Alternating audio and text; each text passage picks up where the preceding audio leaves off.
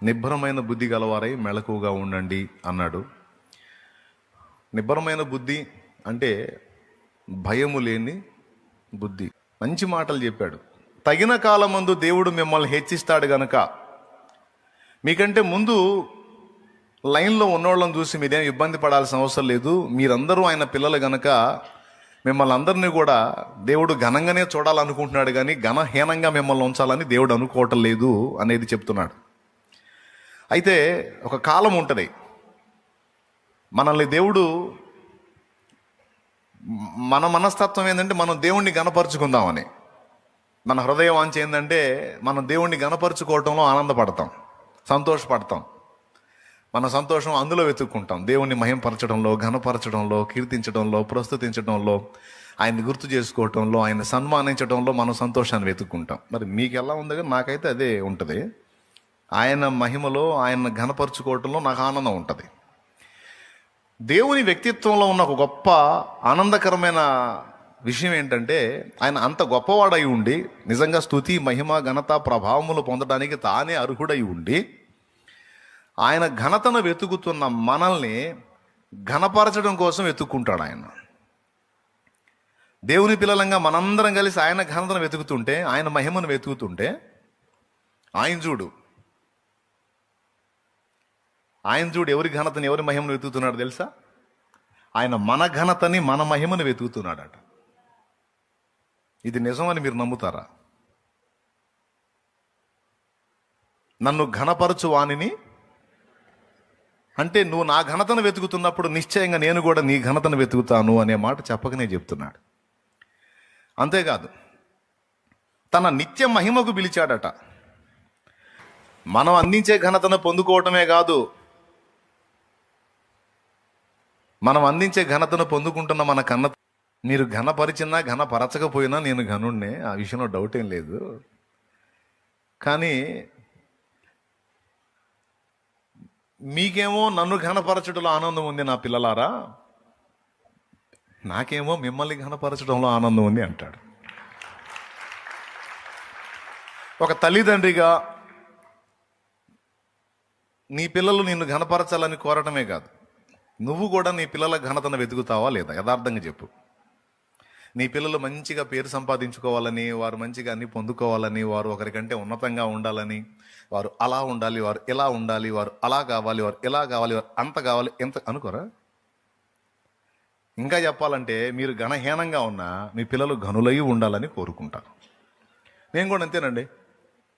నేను ఏదో అరాకొరా ఉన్నా, మీరు నాకంటే ఘనులై ఉండాలి, గొప్పగా ఉండాలి, నాకంటే ఉన్నతంగా ఉండాలి, నాకంటే ఎక్కువ డీప్గా దేవునితో అనుబంధం ఏర్పరచుకోవాలి, నాతో పాటు కాకుండా నాకంటే ఎక్కువగా దేవునితో సత్సంబంధం ఏర్పరచుకోవాలి, ప్రతిదీ కూడా మీరు ఆయనతో డీల్ చేయగలగాలి అని నేను కోరుకుంటానండి.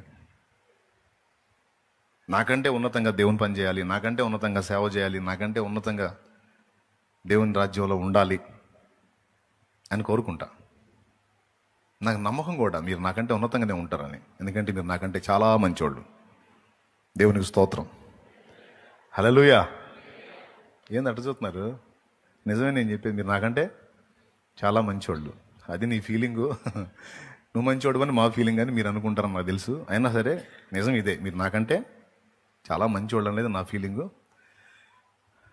ఒక ఆత్మీయ తండ్రిగా, మీ ఆత్మల రక్షణలోకి నడిపించినటువంటి ఒక ఆత్మీయ తండ్రిగా, లేదా ఉపదేశం ద్వారా మిమ్మల్ని పెంచి పోషిస్తున్న ఒక బోధకుడిగా, నేను కూడా మీరందరూ నన్ను కనపరచాలని వెతకను, కానీ ప్రత్యక్షంగానైనా పరోక్షంగానైనా మీరు ఘనంగా ఉండాలి, ఘనులై ఉండాలి అని నేను మీ ఘనతను వెతుక్కుంటా. మనమే కాదు, మనందరి సృష్టికర్త అయినటువంటి ప్రభువు కూడా మన ఘనతను వెతుక్కుంటాడు. ఆయన మనకు ఆయన్ని కనపరుచుకుంటే తృప్తి, ఆయనకేమో మనల్ని కనపరిస్తే తృప్తి. అదేంది అనకండి, అదంతే తండ్రి ప్రేమ. తమ్ముడు అర్థమవుతుందా? ఇది వాస్తవం. లేఖనమే స్పష్టంగా చెప్పిన సాక్ష్యం. నన్ను ఘనపరచువాని అన్నాడు. ఆ ఒక్కటే మాట కాదు. రోమాపత్రిక 8వ అధ్యాయం రోమాపత్రిక 8వ అధ్యాయం 29వ వచనంగా మీరు చూస్తే ఆయన మహిమ పరచెను అని ఉంటుంది. ఎందుకనగా తన కుమారుడు అనేక సహోదరులలో జ్యేష్ఠుడగునట్లు దేవుడు ఎవరిని ముందుగా ఎరిగెనో వారు తన కుమారునితో సారూప్యము గలవారగుటకు వారిని ముందుగా నిర్ణయించెను.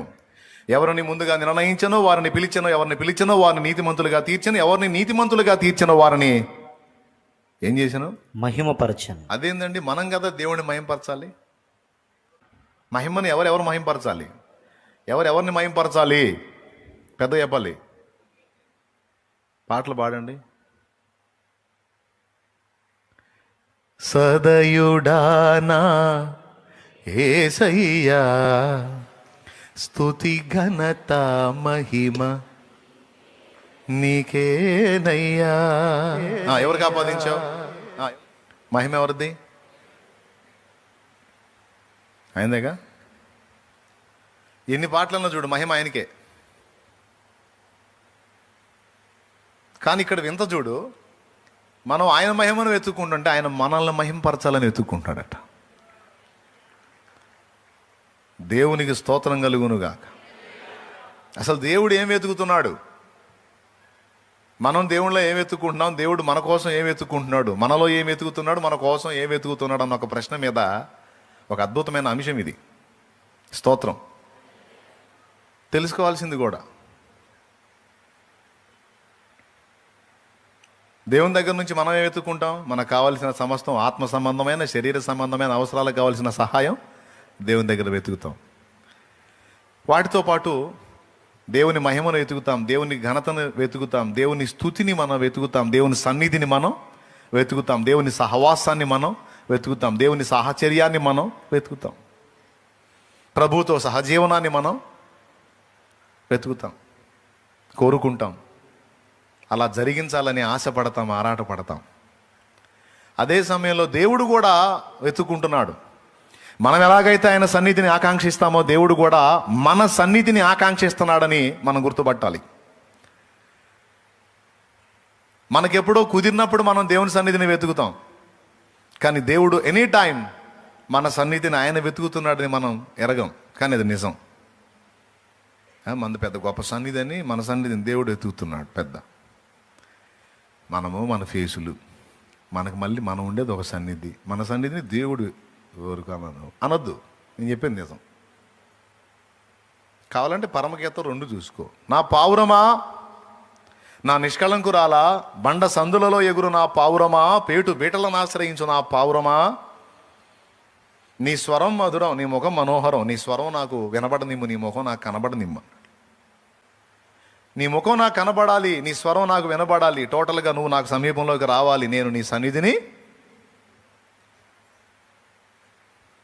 దేవుని సన్నిధిని మానవుడు వెతకడమే కాదు, మానవుడి యొక్క సహచర్యాన్ని, సహవాసాన్ని, మానవుని యొక్క సన్నిధిని కూడా దేవుడు వెతుక్కుంటున్నాడంటే ఇది చిన్న విషయమా?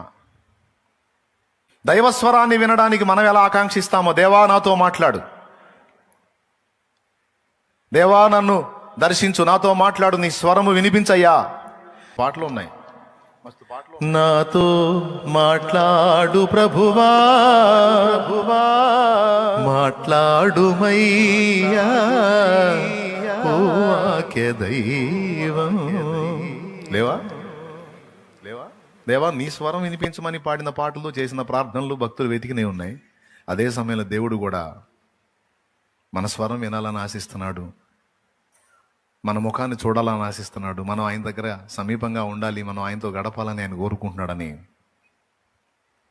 అంటే టోటల్గా సింపుల్ ఒక మాటలో చెప్పాలంటే మనం ఆయన సన్నిధిని వెతికినట్టు ఆయన మన సన్నిధిని రాసుకోవచ్చు. ఇది తేలికైన మాట కాదు. మైండ్ సరిగ్గా పనిచేస్తే చాలా విలువైన విషయం. స్తోత్రం. మళ్ళీ నీ సాహచర్యాన్ని, నీ సహవాసాన్ని మీ వాళ్ళే ఒప్పుకోరు. ముందు పక్కకు పో, నువ్వు నీ ముఖం చూస్తున్నావు చిరా పో, పక్కకు పో అంటారు. నీ ముఖం చూసి చెదర పక్కకు పోను అంటారు. నీ ముఖం నాకు చూపించొద్దు అంట. కాసేపు నువ్వు గడిపేవంటే ఇంకా కాసేపటికి చిరాకేస్తుంది, పక్కకు పోతుంది. వాళ్ళన్నా లేచి వెళ్ళిపోతారు. మన ముఖము, మన స్వరము, మన సన్నిధి మనుషులకే నచ్చదు, కానీ దేవుడు మాత్రం మనల్ని కోరుకుంటున్నాడు అలాగా. లేఖనంలో చూపించి మరీ చెబుతున్నాను, నేను నా సొంత మాటలు చెప్పట్లా. అందుకే పాడుకున్నా. నేను పాడుకున్న పాటలో కూడా చాలా మెన్షన్ చేసుకున్నా. నా ఊపిరైంది నీ శ్వాసనే, నిత్యము నీకెప్పుడు నా ధ్యాసనే. ఆ మాట ఎప్పుడన్నా ఆలోచించారా మీరు? యేసయ్యకి ఎప్పుడు మన ధ్యాసేనంట. మళ్ళీ మనకు వెంటనే ఫీలింగ్ వచ్చింది,